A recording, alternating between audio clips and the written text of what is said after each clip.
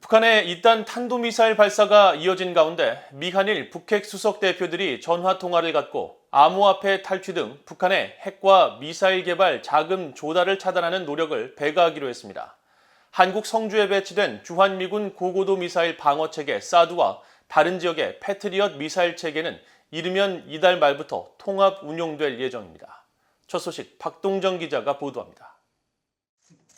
성김 미 국무부 대북특별대표와 김건 한국 외교부 한반도평화교섭본부장, 후나코시 다케이로 일본 외무성 아시아대양조 국장 등 3국 북핵 수석 대표들이 7일 3자 전화통화를 갖고 북핵 문제를 논의했습니다. 최근 북한이 단거리 탄도미사일 발사에 이어 일본 상공을 통과하는 중거리 탄도미사일까지 발사한 가운데 열린 이번 통화에서 3국 대표들은 암호화폐 탈취 등을 통한 북한의 핵과 미사일 개발 자금 조달 차단 노력을 배가하기로 했다고 한국 외교부가 밝혔습니다. 또 불법 해상 환적 등 대북 제재 회피 시도를 막기 위한 국제 공조도 강화하기로 했습니다. 3국 대표들은 북한의 거듭된 탄도미사일 발사는 여러 유엔 안보리 결의에 대한 명백한 위반임을 지적하고 도발을 일상화하려는 북한의 시도를 묵과하지 않을 것이라고 강조했습니다. 또 안보리는 북한의 핵 개발을 지속하고 국제사회를 위협하는 엄중한 상황에서 침묵을 지켜서는 안 되며 북한의 도발에 단합해 대응해 나가야 할 것이라고 밝혔습니다.